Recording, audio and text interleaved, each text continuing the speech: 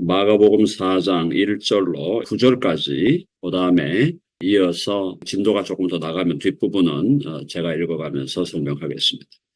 자, 4장 1절입니다. 예수께서 다시 바닷가에서 가르치시니 큰 무리가 모여들거늘 예수께서 바다에 떠있는 배에 올라 앉으시고 온 무리는 바닷가 육지에 있더라. 자, 오늘 말씀은 씨 뿌리는 자의 비유입니다. 우리가 너무나 익숙한 본문인데 그럼에도 불구하고 사실은 이 본문에 대해서 명확한 정리가 안 되어 있는 경우가 있습니다. 그래서 오늘 일단 나와 있는 본문 가지고 씨 뿌리는 비유를 좀 정확하게 한번 정리해 보도록 그렇게 하겠습니다. 자, 1절에 보니까 바닷가에서 가르치시는 예수님이고요. 큰 무리가 모여들었습니다. 그리고 배에 올라 앉으셨고요. 그리고 무리는 바닷가 육지에 있더라. 큰 무리라 그럴 때 보통 몇만 명 다닙니다. 지금 예수님을 따라다니는 무리가요. 몇백 명 수준이 아니에요. 몇천 명, 몇만 명 수준이 지금 따라다니고 있는 겁니다. 엄청난 겁니다. 자, 이에 예수께서 여러 가지를 비유로 가르치셨다. 자, 해볼까요? 비유로 가르치시다. 예수님은 비유의 박사셨어요. 비유 박사. 비유를 너무너무 잘 가르치시는 분이셨기 때문에 성경에 나오는 비유만 해도 40~50개가 되잖아요. 비유가 엄청납니다. 신약을 연구하는 학자들 중에 이런 얘기도 하는 사람이 있습니다. 예수 그리스도의 존재를 예수 그리스도가 역사적으로 존재했다는 것을 믿지 않는 사람들도 복음서에 나오는 비유들을 통해서만 본다면 이 비유를 말했고 가르쳤던 어떤 존재가 있었다는 것을 믿지 않을 수 없다. 이렇게 얘기했어요. 그러니까 지금 이 비유를 이렇게 탁월한 비유를 우리들에게 남겨준 사람이 누구냐? 우리는 당연히 그분이 예수 그리스도라고 믿는 거고요. 믿지 않는 사람들은 예수가 역사적인 인물이 아니었다. 이렇게까지 주장한 사람들이 있으니까 그런 사람들에게 비유가 바로 예수님의 존재의 증거다라고 말씀하고 있는 것입니다. 그래서 그 중에 씨를 뿌리는 자입니다. 그죠? 씨를 뿌려요. 씨 뿌리는 자, 농부죠? 씨를 뿌린다는 건 농부에 대한 비유죠. 자, 우리가 하나님을 농부로 비유하고 예수님을 농부로 비유하는 경우가 성경에는 굉장히 많습니다. 왜냐하면 이미 그 시대가요. 그 시대가 무슨 정보화 시대가 아니고 AI를 탐색하는 그런 시대가 아니잖아요. 그 시대가 농경사회입니다. 그러니까 가장 가까운 농경사회에서 가장 쉽게 비유로 들을 수 있는 사람이 존재가 바로 농부였던 겁니다. 자, 뿌렸어요. 씨를 뿌리는데 첫째가 더러는 길가에 떨어짐에 새들이 와서 먹어버렸다 그랬고요. 그다음에 5절에 보니까 흙이 얕은 돌밭에 떨어졌죠. 흙이 깊지 아니하므로 보싹이 나오나 해가 돋은 후에 타서 뿌리가 없으므로 말라버리게 됩니다. 그 다음에 세 번째 7절에 보니까 가시떨기에 떨어짐에 가시가 자라 기운을 막음으로 결실하지 못하였다. 자, 세 가지 땅이요. 좋지 않은 땅입니다. 옥토가 아니죠. 그리고 8절 보니까 더러는 좋은 땅, 옥토, 좋은 땅에 떨어짐에 자라 무성하여 결실하였다. 결실, 열매 맺는 거죠. 열매를 맺는데 30배 혹은 60배 혹은 100배의 결실을 하게 되는 것입니다. 자, 이렇게 말씀하시면서 9절에 보면요. 예수님이 비유로 말씀하시고 늘 하시던 말씀이 있습니다. 9절에 보니까 또 이르시되 들을 귀 있는 자는 들으라. 이 이야기는 뭡니까? 들을 귀 없는 자는 못 듣는다 이 말이죠. 들을 귀 있는 자냐 들을 귀가 없는 자냐 궁극적으로 누가 구별하는 겁니까? 궁극적으로 하나님께서 하나님의 말씀을 들을 수 있도록 그 마음밭을 갈아주셔야만 그 사람이 하나님의 말씀을 들을 수가 있다라는 것입니다. 자, 그 다음에 비유 설명이 나와요. 바로 예수님이 설명을 하시죠. 10절에 보니까 예수께서 홀로 계실 때에 함께한 사람들이 12제자와 더불어 그 비유들에 대하여 물었습니다. 비유가 잘 이해가 안 되는 거죠. 이해가 안 되니까 물어보니까 11절 이르시되 하나님 나라의 비밀을 너희에게는 주었으나 외인에게는 모든 것을 비유로 하나니. 자, 하나님 나라의 비밀을 알려주는데요. 하나님 나라의 비밀에 대한 비유다 이 말입니다.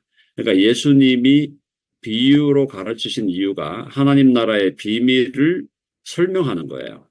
설명하는데 여기서 너희에게는 주었으나, 그러니까 제자들과 또 예수님 주위에 있는 사람들에게는 하나님 나라의 비밀을 주었지만은 외인에게는 모든 것을 비유로 하는데, 자, 이게 좀 무서운 얘기입니다. 12절 보면요. 이는 그들로 보기는 보아도 알지 못하며 듣기는 들어도 깨닫지 못하게 하여 돌이켜 죄사함을 얻지 못하게 하려 함이라 하시고, 비유를 통하여 말씀하신 것이 오히려 넘어지게 하시려는 것이다 라고 지금 설명을 하고 있습니다. 자, 이런 부분이 많은 사람들에게 이거 뭐지? 잘 이해가 안 되었던 것이 사실이에요. 근데 비유로 말씀하시는데 비유를 풀어주는 거는 예수님이 일부의 사람들에게만 풀어주는 거거든요. 그러면 대부분의 사람은 비유를 듣긴 들었는데 그 비유가 무슨 뜻인지를 알지를 못한다 이 말입니다.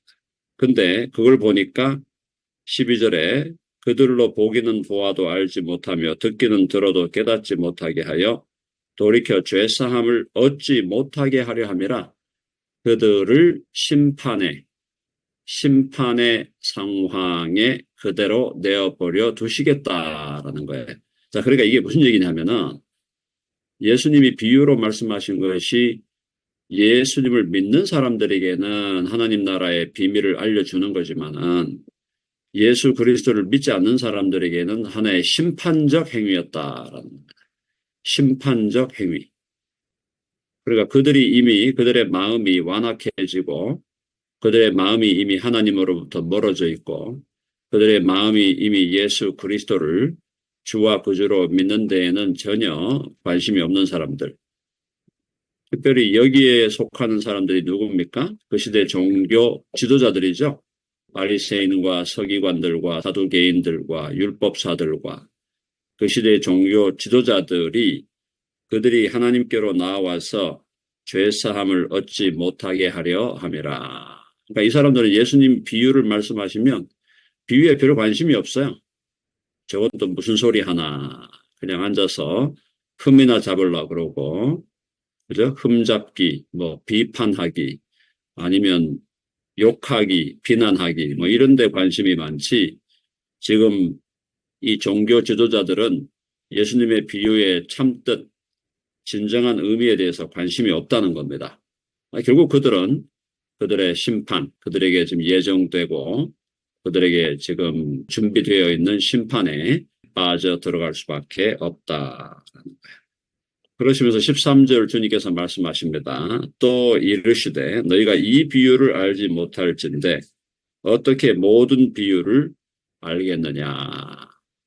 그러니까 지금 이 비유를 너희가 결국 알아야 다른 비유도 알 수 있다. 그러니까 예수님께서 친히 설명을 해 주시겠다라는 거죠.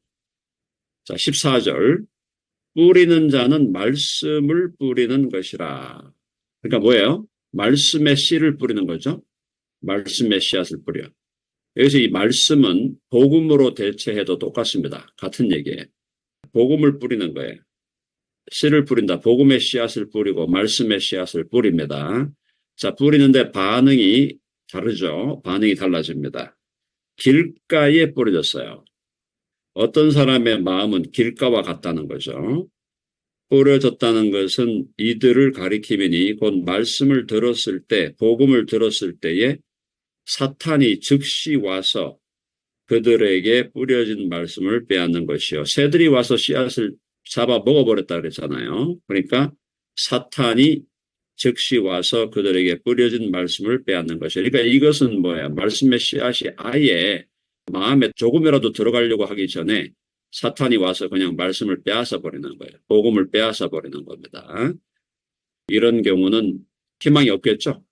사탄이 와서 말씀의 씨앗을 다 먹어버리는 거니까. 이런 사람이 대부분이에요. 여러분이 복음을 전해보면 아시겠지만 복음 전한다고 100이면 100 다 돌아옵니까? 10이면 10 다 돌아오나요? 절대 그렇지 않습니다. 복음을 전해도 대부분은 안 돌아와요. 안 믿습니다. 그럼 그것은 그 사람이 나빠서 그렇다. 그것도 맞죠. 그 사람이 죄인이기 때문에 그렇기도 하지만은 또 그 사람에게 복음의 씨앗이 뿌려지고 말씀의 씨앗이 뿌려져도 사탄 마귀가 역사하는 거예요. 빼앗아 가버리는 거예요. 그 말씀을. 그 말씀의 씨가 자리를 못 잡도록 빼앗아 가버린다. 이제 그런 우리 전도의 현장을 경험하면은 어떻게 우리가 결론을 내려야 되는가? 전도의 현장은 영적 전투의 현장이에요. 우리가 말씀을 딱 뿌리고 복음을 딱 뿌리는데 뭐 조용히 앉아가지고 그냥 할렐루야 아멘 하고 받게 되는 그런 순순한 현장이 아니고 영적 전투가 벌어지고 있는 현장이에요. 그래서 복음을 전할 때도 그냥 전하면 되는 게 아니라 기도 가운데 영적 전투의 자세를 취하면서 복음을 전해야 된다라는 겁니다. 자, 한번 해봅시다. 복음 전도는 영적 전투의 현장이다. 자, 그래서 복음 전도의 현장이 영적 전투의 현장임을 알아야 됩니다. 마귀가 강력하게 역사합니다. 복음 전도하는 게 무슨 누트럴한 공간에서 그냥 받으면 받고 말면 마시오 이런 현장이 아니에요. 엄청난 영적 전투가 벌어지고 있는 현장이. 바로 빼앗아 가버리잖아, 마귀가. 15절 다시 보세요. 말씀이 길가에 뿌려졌다는 것은 이들을 가리키미니 곧 말씀을 들었을 때 사탄이 즉시 와서 그들에게 뿌려진 말씀을 빼앗는 것이다. 영적으로 전투하는 자세로 해야 됩니다. 하나님께서 사탄 마귀 역사하지 않도록 도와주시옵소서. 그리고 예수 이름으로 명하노니 사탄 마귀는 역사를 멈추고 물러갈지어다. 강력한 영적 전투의 자세로 복음을 전해야 돼요. 근데 뭐 이런 사람들은 그냥 뺏어 가버립니다. 마귀가. 그래서 첫 번째, 이런 사람 정말 대책 없는 사람이죠. 너무나 안타깝지만 복음이 지금 씨앗이 떨어져 갖고 뭔가 열매를 맺어야 되는데 열매를 맺고 지금 말씀이 씨앗이 열매를 조금이라도 맺기 시작해야 되는데 뭐 아예 씨앗부터 그냥 와가지고 마귀가 삼켜버리니까 이런 경우가 근데 대부분이에요. 대부분. 자, 그 다음에 돌밭입니다. 16절. 또 이와 같이 돌밭에 뿌려졌다는 것은 이들을 가리킴이니 곧 말씀을 들을 때 즉시 기쁨으로 받으나. 네, 이런 사람들이 있죠. 말씀이 이제 뿌려지고 복음이 뿌려지니까 즉시 기쁨으로 받습니다. 그러니까 이 상태에는 이 사람이 꼭 믿는 사람 같아요.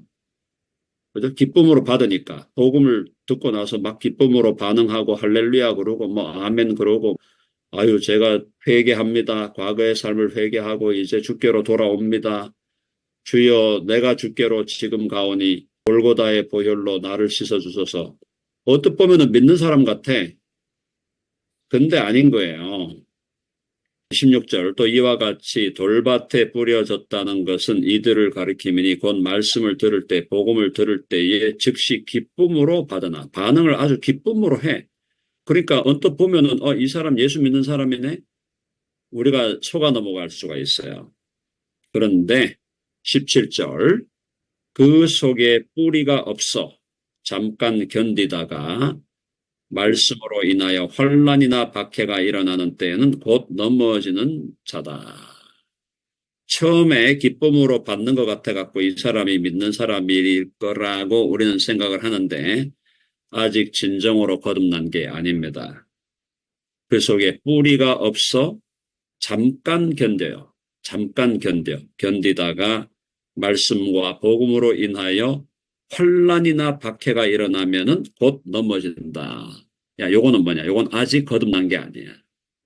아시겠죠? 그러니까 처음에 복음을 듣고 나서 반응을 아주 친절하게 하고 아주 복음에 대해서 아주 기쁨으로 대환영하고 막 이렇게 한다고 이 사람이 예수 믿는다고 섣불리 가정하면은 안 된다라는 거예요. 봐야 되는 거예요. 봐야 돼. 사람이 복음이 들어가서 이 복음이 지금 열매를 맺어가고 있는가 이걸 봐야 된다는 거예요. 그게 이제 두 번째 케이스. 이런 사람들도 교회에 꽤 있습니다. 와서 이제 복음 듣고 말씀 듣고, 할렐루야, 아멘, 막 이러면서 이제 세례도 받고 막 이렇게 하는데, 근데 보니까 시간이 가는데도 열매가 안 나와. 이거 이제 조심해야 되는 거예요. 이거 본인도 속이고, 교회도 속이는 거예요. 교회도 속는 거야. 복음을 들을 때, 말씀을 들을 때, 굉장히 대환영이네. 대환영하면서 막 기쁨으로 막 눈물도 흘리고 막 그렇게 하는데, 진짜로 말씀과 복음이 그 사람의 심령에 제대로 심어져서 제대로 결실하는 사람이 아닐 수 있다는 것입니다. 그런 사람들이 교회에 있을 수 있고, 어떤 교회는 그런 사람이 대부분인 교회도 있습니다. 겉으로 볼 땐 다 믿는 사람 같아. 예배도 드리고 뭐 봉사도 하고 온갖 걸 다 해. 근데도 진정으로 거듭난 사람이 아닐 수 있다는 걸 여러분 아셔야 됩니다. 그게 혹시 내가 아닌가도 살펴봐야 되고, 또 우리 주위에 있는 사람들이 진짜 믿는 사람으로 이 사람을 정말 우리가 간주할 수 있는가 없는가 제대로 파악하셔야 됩니다. 자, 그 다음에 이제 세 번째죠. 18절. 또 어떤 이는 가시떨기에 뿌려진 자다. 가시떨기. 가시떨기에 뿌려지니까 이들은 말씀을 듣긴 들어요. 듣는데 가시라는 게 뭡니까? 가시. 이게 이제 세상의 염려, 재물의 유혹, 기타 욕심이 들어와 말씀을 막아 결실하지 못하게 되는 자요. 자, 앞에 두 번째 케이스는 말씀을 기쁨으로 받았어. 기쁨으로 받았는데 환란이나 박해가 오니까 넘어져 버렸고, 요 세 번째 사람은 뭐냐면 말씀을 듣긴 들어요. 듣긴 듣는데 마음에 뭐가 가득한 겁니까? 세상에 염려가 가득합니다. 재물의 유혹이 가득합니다. 기타 욕심이 들어와 말씀을 막아 결실하지 못하게 되는 자다. 이 사람도 구원 못 받은 거죠. 구원 못 받은 거예요. 그러니까 말씀을 들었는데, 듣긴 들었는데 그 다음 바로 뭐가 들어오느냐. 염려, 유혹, 욕심, 세상의 염려. 제가 개인적으로 가장 좋아하는 신학자 중에 한 사람이 C.S. 루이스라는 사람이 있습니다. C.S. 루이스가 뭐라 그랬냐면 자기 케이스, 자기의 케이스를 보니까 자기는 자기 신앙의 제일 장애물이 세상 염려, 또 자기의 인생에 대한 염려, 앞으로 어떻게 살까, 앞으로 뭘 먹을까, 어떻게 인생을 지탱해 갈까, 온갖 종류의 염려들이 자기 신앙의 제일 큰 방해물이었다. 이렇게 루이스가 고백한 것을 제가 읽어보았는데요. 이런 사람들이 많죠. 염려가 있어가지고 죽게로 못 오는 거예요. 예수 믿으면 욕을 얻어먹지 않을까? 예수 믿으면 불이익을 당하지 않을까? 예수 믿는 것 때문에 왕따를 당하지 않을까? 염려가 있는 거고. 재물의 유혹이에요. 재물의 유혹. 예수 믿으면 헌금도 해야 되고, 예수 믿으면 뭐 11조도 내야 된다고 그러는데, 예수 믿으면은 재물에 손해가 오지 않을까? 재물에 대해서 여러 가지 문제가 생기지 않을까? 재물의 유혹이 생기는 거예요. 그리고 예수 믿으려면 교회도 매주 나가야 되고 또 매일 새벽 기도도 해야 되는데, 내가 장사하고 있고 지금 사업을 하고 있는데 그런 시간을 그 시간 다 빼앗겨 버리면 내가 뭘 먹고 사나? 온갖 그런 생각을 하면서 결국은 죄에다가 결국은 복음의 씨앗을 빼앗겨 버리는 것이죠. 기타 욕심이 들어와 말씀을 막아 결실하지 못하게 되는 자. 이 세 가지 케이스가 다 구원받지 못한 자들이에요. 지금 이 말씀이 복음이거든요. 복음의 씨앗이 뿌려지면 복음의 씨앗이 거기서 제대로 발화해가지고 제대로 열매를 맺어야 구원받는 거지. 그래서 마지막 20절에 보면 좋은 땅에 뿌려졌다는 것은 곧 말씀을 듣고 받아 30배나 60배나 100배의 결실을 하는 자니라. 요것만 구원받은 자입니다.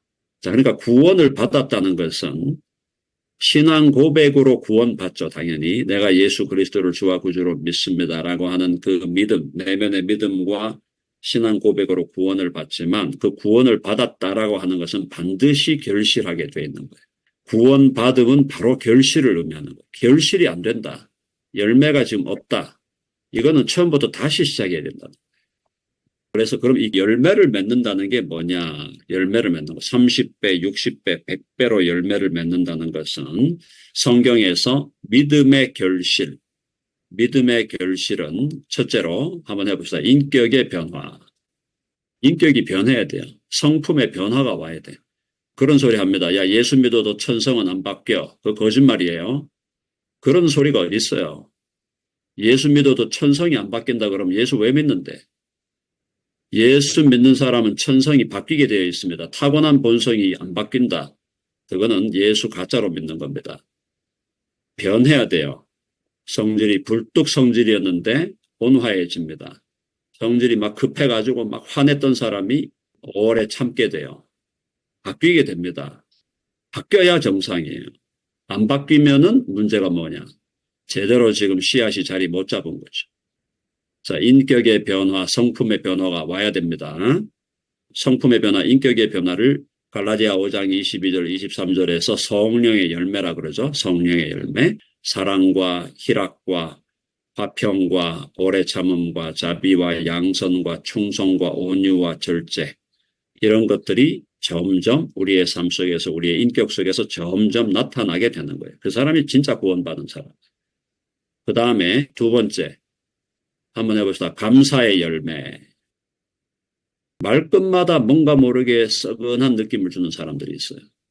불평인 듯한데 불평이 아닌 것 같고, 짜증인 것 같은데 짜증이 아닌 것 같아. 근데 감사는 분명히 아니야. 감사의 열매가 나와야 되는 거예요. 상황이 아무리 어렵더라도 주께서 또 이걸 통해서 더 선하게 하시겠지. 그래서 하나님을 은근히 기대하면서 감사하는 마음이 있는 것. 그게 구원받은 자의 열매예요. 그런데 대화해 보면은 감사가 없어. 모든 말에 전부 다 썩은하게 짜증내고 썩은하게 그냥 불평하고.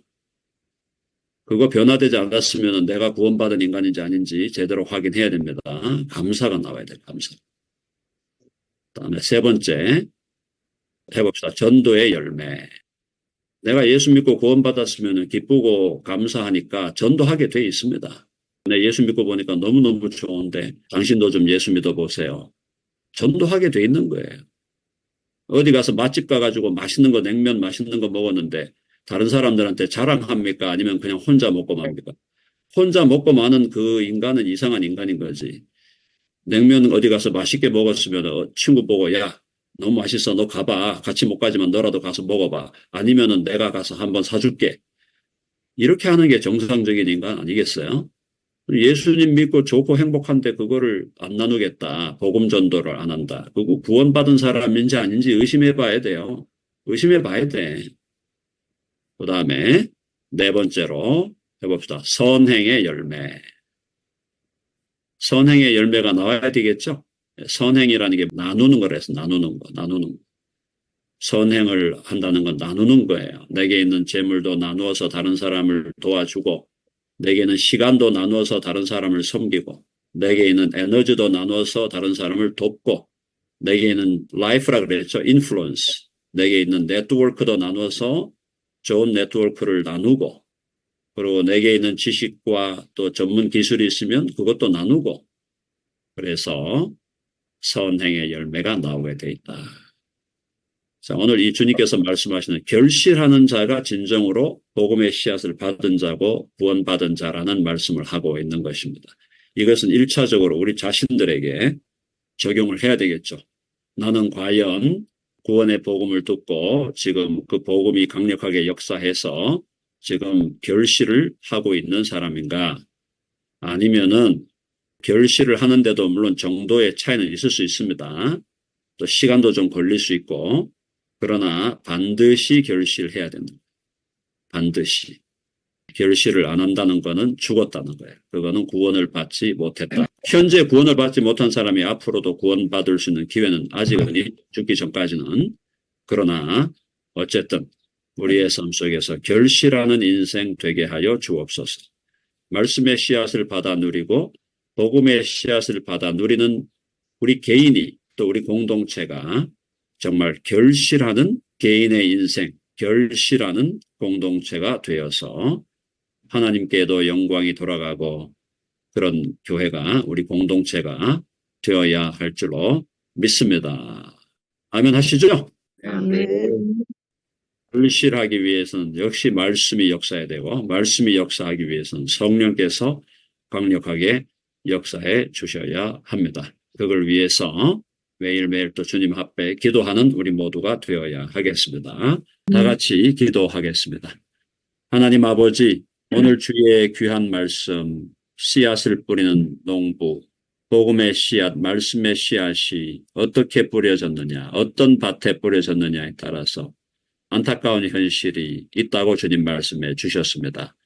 저희들이 믿고 고백하기는 우리 모든 교우들이 옥토가 되어서 이미 예수 그리스도를 주와 구주로 믿고 말씀의 씨앗이 복음의 씨앗이 뿌려짐으로 시간은 많이 걸리고 더디지만은 그러나 결실하고 있는 삶을 살아가고 결실하고 있는 공동체가 되어진 줄로 저희들은 믿고 있습니다.